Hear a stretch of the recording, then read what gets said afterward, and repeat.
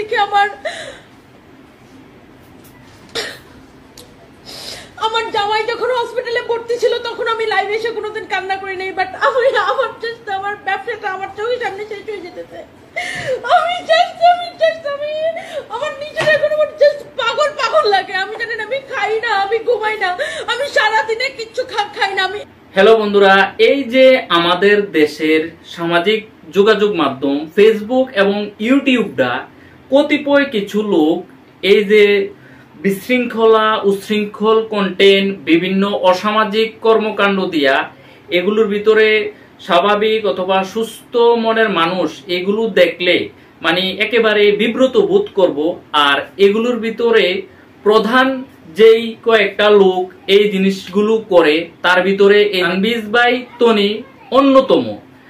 বিভিন্ন উশৃঙ্খল কন্টেন্ট, এক বুড়া এক বৃদ্ধ পুরুষকে বিয়ে কইরা সে লাইমলাইটে আসে, আবার এই দেখেন ভিডিওর ভিতরে বলে যে কইতাছে যে তার হাজবেন্ড যে হাসপাতালে ছিল তখনও সে লাইভে এসে কান্নাকাটি করে নাই, তার বিজনেস আজকে চলে গেছে বইলা অথবা বিজনেসে ভাটা পড়ছে বইলা সে এখন কান্নাকাটি শুরু করছে। এই যে দেখছেননি, এতেই প্রমাণ হয় যে সে টাকার জন্য এরকম একটা বৃদ্ধ লোককে বিয়ে করছে। আর এখন যেহেতু তার যে পাকিস্তানি বইলা গুলিস্তানের জামা কাপড় সারা বাংলাদেশের মহিলাদেরকে সে সেল করত, এখন যেহেতু এই যে র্যাবের অভিযানে ধরা খাইছে, ভোক্তা অধিকার এই যে পরিচালনা করে তার কাছে যেহেতু ধরা খাইছে, এখন লাইভে এসে মনে করেন মায়া কান্না করতেছে যে মানে তার কোনো দোষে নাই। এই যে সে যেহেতু 18 ঘন্টা ডিউটি করে বলল যে এত পরিশ্রম করে, তার কোন শোরুমে কোন কাপড় বিক্রি হয় সে জানে না, অবশ্যই মানুষকে ঠকাইছে। এই যে এখন ভোক্তা অধিকার যারা তারে রেট করছে তাদেরকে অবশ্যই ধন্যবাদ দিব, কারণ বাংলাদেশের বহু মানুষ ফেসবুক ইউটিউব দেখা তার কাছ থেকে এই সকল গুলিস্তানের কম দামি জামা ব্যানগাড়ির জামা কিনা মানুষে বহুত প্রতারিত হয়েছে। এখন মায়া কান্না কান্তাছে। আসলে এই ধরনের লোক সোশ্যাল মিডিয়াটারে তারা এই যে নিজে বৃদ্ধ একটা লোককে বিয়ে করা লাইমলাইটে আইয়া ভাইরাল হইয়া বিজনেস করা কত মানুষরে যে তাদের মতো লোক ঠকাইছে। আর ইউটিউব আর ফেসবুকটারে এত ভাবে নোংরা বানাইছে। এই যে সানবিজ ভাই তনি আছে, সেফাতুল্লাহ সেফু আছে, প্রিন্স মামুন আছে, হিরু আলম আছে, এই সকল নিম্নমানের লোক, নিম্ন মন মানসিকতার লোক আমাদের এই সোশ্যাল মিডিয়াটারে একেবারে ধ্বংস করে লাইছে।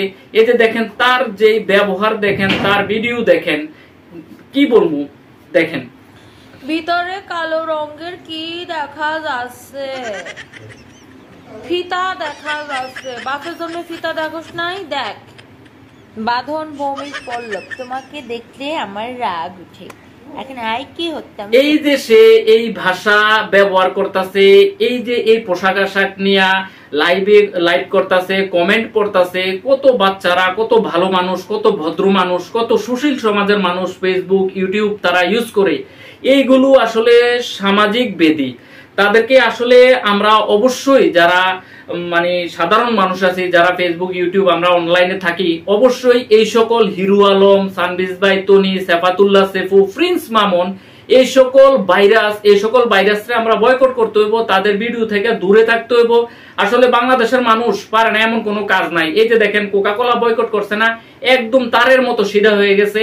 এখন সময় আছে এই সামাজিক যোগাযোগ মাধ্যম থেকে এই সকল ভাইরাস, এগুলো আমি ভাইরাস বলবো, এই যে নোংরা সমাজের জন্য মানে উশৃঙ্খল বিশৃঙ্খলতা তারা ছড়াইতেছে, এই ধরনের পোশাক আশাক পইরা, এই ধরনের মানে মানুষকে ঠকাইয়া মানুষের সামনে উশৃঙ্খল ভাষাগত কোনো মানে কি বলবো, এগুলো বাচ্চারার সামনে অথবা মা বাবার সামনে, পিতামাতার সামনে আসলে এগুলো শোনার মতো না।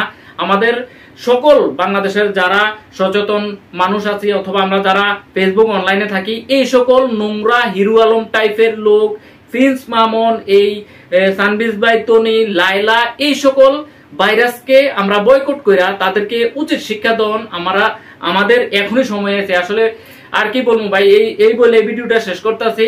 আর সবাই রে ছড়াই দেওয়ার জন্য, সবাইকে জানার জন্য ভিডিওটা শেয়ার করে দিয়েন, যাতে সবাই জানে এই সকল নোংরামি যাতে সবাই আসলে বয়কট করতাম পারি। ভিডিওটা শেয়ার করেন, লাইক কমেন্ট দিয়া সাথে থাকেন। আসসালামু আলাইকুম।